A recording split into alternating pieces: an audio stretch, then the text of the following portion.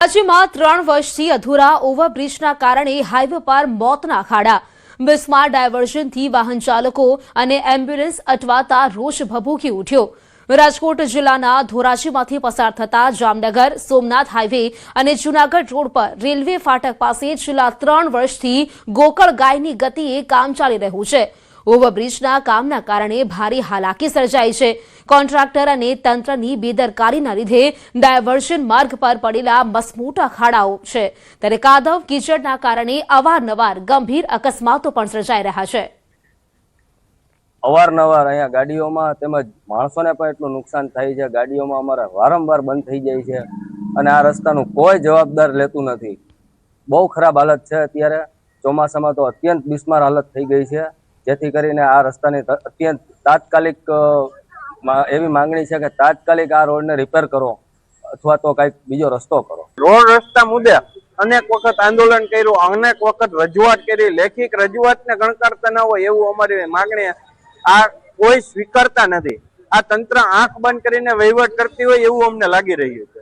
શું કહેશો, લોકો કેટલા ઇજાગ્રસ્ત થતા હોય? આમાં લોકોને પારાવાર મુશ્કેલી બહુ જ છે, પણ નેતાઓ પોતાના રાજમાં જોખમ કરી અને પોતાના આનંદમાં હોય એવું અમને લાગી રહ્યું છે. શું તમારી માંગ છે? અમારી માંગણી એવી છે તાત્કાલિકપણે રોડ રસ્તા રિપેર થાય. તંત્ર દ્વારા છેલ્લા 3 વર્ષથી આ ખાડા કામ કરવામાં આવે છે. કોન્ટ્રાક્ટર દ્વારા જે ડાયવર્ઝન કાઢવામાં આવ્યું છે, ડાયવર્ઝન ખરેખર તો પાકો રોડ કરવો જોઈએ, એના બદલે કોઈ પાકો રોડ કરવામાં આવ્યો નથી કે કોઈ સારી માટી નાખીને પણ રોડ કરવામાં આવ્યો નથી.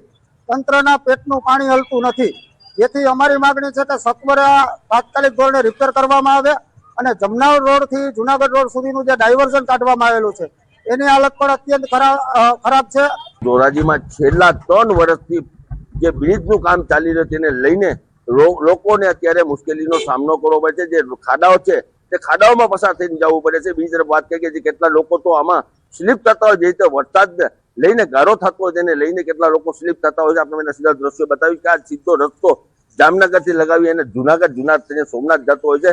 છતાં તંત્રને રજૂઆત કરી છતાં કોઈ જાતની કામગીરી હજી સુધી કરવામાં આવી નથી. આપણે સીધા દ્રશ્યો બતાવીશ કે આ દ્રશ્યો જોઈશે કે આ પુલનું કામ છે છેલ્લા 3 વર્ષથી ચાલી રહ્યો, છતાં તંત્રની એટલી બધી બેદરકારી ગોરબેદરકારી કહી શકાય કે હજી સુધી કોઈ જાતની કામગીરી કરવામાં આવી નથી. અત્યારે જે વરસાદનો માહોલ છે, વરસાદના માહોલને લઈને ત્યાં કોઈ જેનો વિકલ્પ રસ્તો કરવામાં નથી. એવો જે અત્યારે લોકો ત્યાંથી નીકળતા હોય, કેટલા સ્લીપ થતા હોય, કેટલા ઇજાગ્રસ્ત થતા હોય છે, છતાં તંત્રને કોઈ વસ્તુ દેખાતી નથી. એક મોટો સવાલ છે કે આ રોડ છે, રોડ છેલ્લા પુલ બનાવવામાં 3 વર્ષથી આ કામ ચાલુ છે, ધીમી ગતિએ હજી સુધી પુલનું કામ કરવામાં આવ્યું નથી. આપણે સીધા દ્રશ્યો બતાવીશ કે આપ જોઈ શકો છો કે ત્યાંથી હજારો વાહન પસાર થતા હોય છે, છતાં કોઈ જાતની કામગીરી કરવામાં આવતી નથી. તંત્રને વારંવાર રજૂઆત સ્થાનિક લોકો દ્વારા કરવામાં આવી છે, છતાં કોઈ જાતની કામગીરી હજી સુધી કરવામાં આવી નથી. મુનાફાકારી ગુજરાતી ધોરાજી. બનાસકાંઠાના ધાનેરા નજીક ગુજરાત રાજસ્થાનને જોડતા રેલ નદીના ઓવરબ્રિજની જર્જરિત હાલતના કારણે વાહન ચાલકો પર અકસ્માતનો ભય તોળાઈ રહ્યો છે. બ્રિજ પર મોટા ખાડા, સાંકડો માર્ગ અને તૂટેલી રેલિંગના કારણે વારંવાર ટ્રાફિક જામ સર્જાય છે. સ્થાનિકોના આક્ષેપ મુજબ તંત્ર દ્વારા માત્ર થીગડા મારીને બ્રિજ ચલાવવામાં આવી રહ્યો છે. વેપારીઓ અને વાહન ચાલકોની માંગ છે કે જૂના બ્રિજની મરામતના બદલે તાત્કાલિક નવો, પહોળો અને મજબૂત ઓવરબ્રિજ મંજૂર કરી તેનું કામ શરૂ કરવામાં આવે.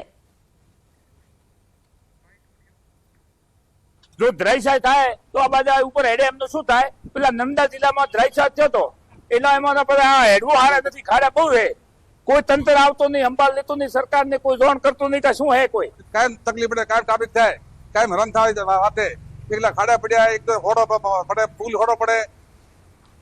વિનંતી છે સરકાર, વિનંતી પુલ બનાવે તરફ. ગાડી ચલાવું છું, હું ડ્રાઇવિંગ કરું છું, હું અવર જવર ને પબ્લિક ને હું દેખું છું કે પબ્લિક હોય કેટલી હેરાન થાય, કેટલી નહીં થતી મને ખબર છે. રણુજા જાતિ પબ્લિક એ હેરાન થાય છે. હવે કોંગ્રેસ આવે કે ભાજપ આવે એનાથી અમારે કોઈ મતલબ નહીં, પણ ભગવાનને હું સરકારને નમ્ર વિનંતી કરું કે